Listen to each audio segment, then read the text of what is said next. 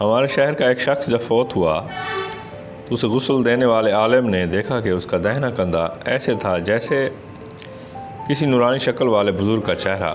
قبر میں اتارتے وقت بھی عالم صاحب نے محسوس کیا اس کے داہنے کندھے میں سے روشنی پھوٹ رہی تھی۔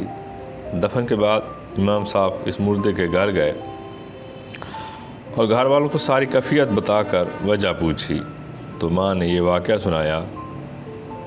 میرا بیٹا جب کالج سے فارغ ہوا تو جلد ہی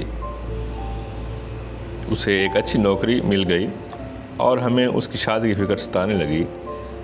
اچھی نوکری ہونے کی بدولت اس کے لیے اچھا رشتہ ملنا کوئی مشکل نہیں تھی۔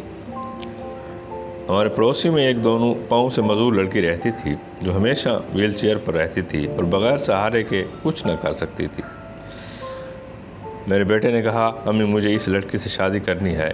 میں نے اور بہنوں نے بہت سمجھایا لیکن وہ نہ مانا کیونکہ اس کے باقول خوبصورت لڑکیوں کو رشتے ہر جگہ سے مل جاتے ہیں لیکن اس معذور سے کوئی بھی شادی نہیں کرے گا۔ آخرکار ہمیں اپنے بیٹے کی بات ماننی پڑی اور اس کی شادی اس معذور لڑکی سے کر دی۔ وہ ہر روز اپنا ناشتہ خود بنا کر اپنی بیوی کو کھلا کر آفس جاتا اور واپس آ کر بھی خود ہی سب کچھ کرتا۔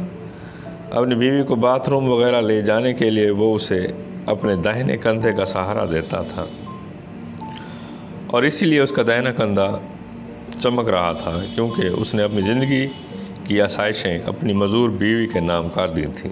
اللہ پاک ہمیں معذوروں کا احترام کرنے اور ان کی ضروریات کو سمجھنے کی توفیق عطا فرمائے۔ آمین۔